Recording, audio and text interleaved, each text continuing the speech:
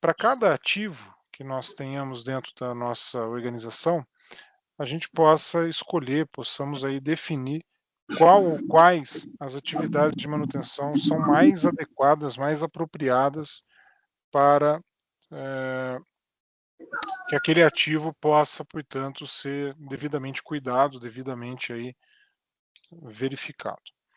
Então, nesse contexto, a primeira coisa que a gente precisa ter em mente, a primeira coisa que a gente precisa entender é como elaborar uma matriz de criticidade. Nós precisamos distinguir, diferenciar os ativos mais críticos daqueles menos críticos ou nada críticos, enfim.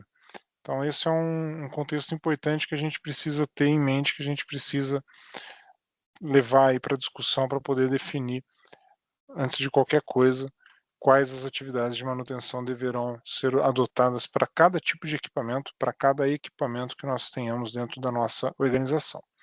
Quais são esses critérios de análise que nos levam à escolha aí do mais apropriada de atividades de manutenção? O primeiro deles é o meio ambiente.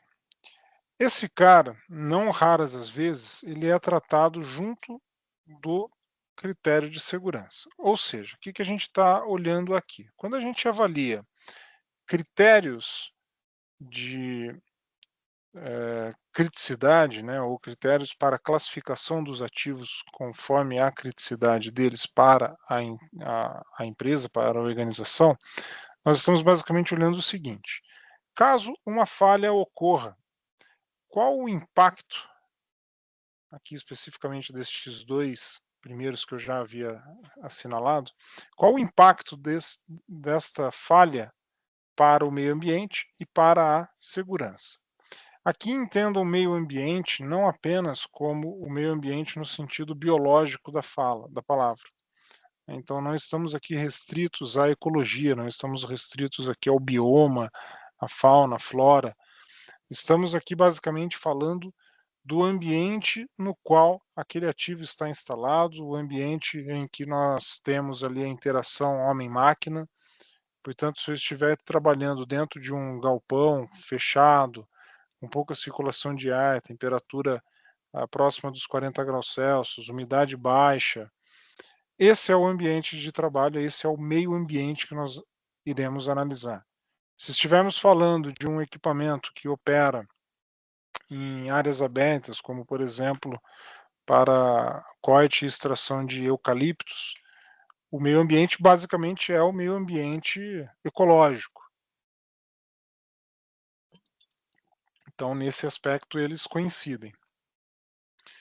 Mas não necessariamente é esse o conceito aí de meio ambiente. Então, aqui neste momento, por exemplo, se eu fosse um músico, vocês devem estar vendo atrás de mim aqui uma bateria. Se eu fosse um músico e ganhasse dinheiro com isso, se eu considerasse a bateria como um ativo, este local, este ambiente no qual eu estou neste momento, fazendo essa aula com vocês, poderia ser considerado o meio ambiente em que o ativo está instalado. Pois bem, então todas as vezes que eu quero avaliar um ativo em relação à criticidade, eu preciso verificar os impactos de uma falha para este meio ambiente em que ele está instalado, que pode também envolver o ambiente biológico, o impacto que a falha causa para a segurança. Então, como eu mencionei, é comum que estes dois critérios eles caminhem juntos. As empresas normalmente possuem, né, dentro delas, o SESMIT, que trata justamente da segurança do trabalhador e do meio ambiente. E aqui não é diferente. Tá? A segurança ela pode ser tanto do equipamento em si, como do operador e também do segurança predial, então segurança do ambiente, segurança física, estrutural. Estes dois critérios é muito comum, como eu mencionei, serem tratados juntos. Aqui, da forma como está, eu extraí tanto a tabela à direita quanto os critérios aqui apresentados de dois livros distintos. Na direita, vocês olham claramente, percebam claramente que segurança e meio ambiente estão sendo tratados juntos.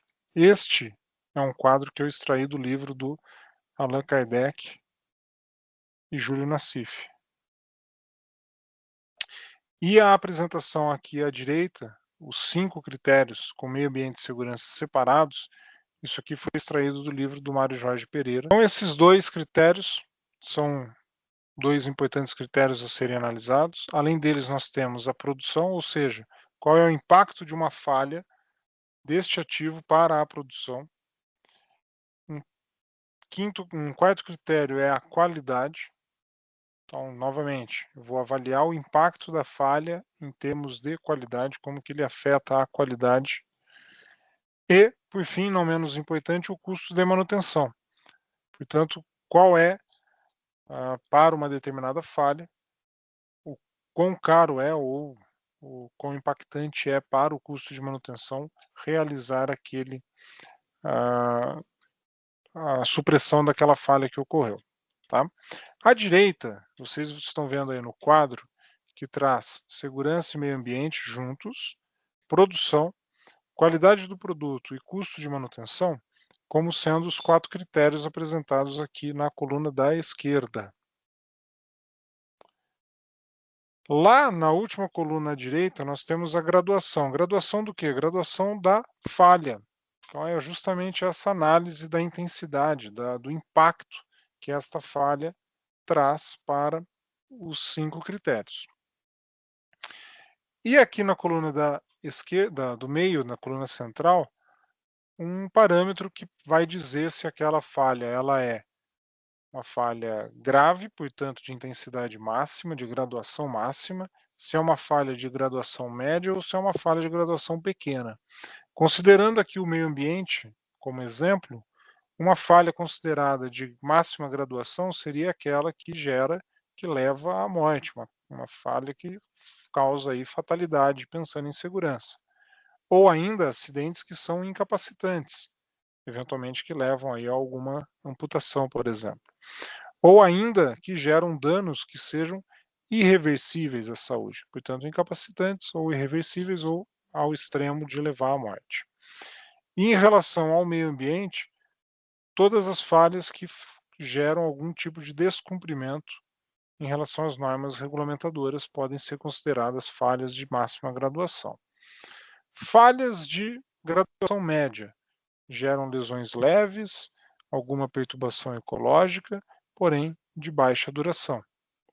E o que seria uma graduação pequena para falhas envolvendo segurança e meio ambiente? Efeitos leves à saúde e que não afetam o meio ambiente. Tá. Eu vou destacar aqui, até em outra cor, esse não afeta. Tá? A gente já vai falar um pouquinho sobre ele. Continuando. Para a produção, o que seria uma máxima graduação da falha em relação à produção? Que gera um impacto ali à produção anual de forma irrecuperável, ou seja, eu já não consigo mais recuperar a falha ocorrida. Eu perdi um faturamento, eu perdi uma entrega, eu perdi um lote, perdi uma produção considerável, bastante importante, porém que agora já não faz parte mais daquilo que eu tenha condições de trabalhar. Graduação média, ela afeta a produção, porém eu ainda consigo recuperar aquela perda que foi gerada em função da falha. E graduação pequena não afeta. Tá? Notem que o não afeta ele repete aqui em todas as demais. Qualidade. Máxima graduação, quando afeta a qualidade, fora da especificação daquilo que o cliente solicitou. Média graduação, quando eu consigo retrabalhar. Então, a falha máxima para a qualidade seria quando eu refugo a peça, refugo o produto. Graduação média, quando eu ainda consigo fazer um retrabalho. Então ela está ruim, foi reprovada, porém cabe retrabalho. Graduação mínima ou pequena, quando não afeta a qualidade. Para os custos de manutenção não é diferente. Quando eu gero um aumento nos custos de manutenção de 20% ou mais, eu entendo que aquela falha é de máxima graduação. Quando é uma falha média, eu posso dizer que este aumento dos custos de manutenção ficou entre 10% e 20%. E quando não há efeito significativo sobre o custo de manutenção, eu digo que esta é uma graduação pequena em relação à falha para a manutenção. Pessoal, isso aqui não é uma regra, tá? É apenas uma sugestão, é particularmente a visão que Allan Kardec e Júlio Nassif têm a respeito da elaboração da sua matriz de criticidade para os ativos de uma empresa. E da mesma maneira, não existe um padrão, uma regra a ser seguida para a graduação entre máximo, médio ou mínimo. Por que eu destaquei o termo não afeta? Pelo seguinte, se eu estou graduando o impacto de uma falha para os diferentes critérios, eu entendo que, para graduá-los, eles afetam, eles geram algum tipo de impacto. Portanto, dizer que não afeta e graduar ainda assim pode ser controverso. Então, assim, é questionável, é questionável o ter ou não o nível ali, o grau pequeno de impacto para as falhas em relação aos critérios. Existem autores que defendem que a gente deve classificar apenas entre afeta ou não afeta, ou seja, o impacto é mínimo, ou existe ou não existe impacto, né? Mínimo e máximo aqui nesse caso. Ou ainda que existem autores que defendem a ideia de afeta muito ou afeta em níveis aceitáveis.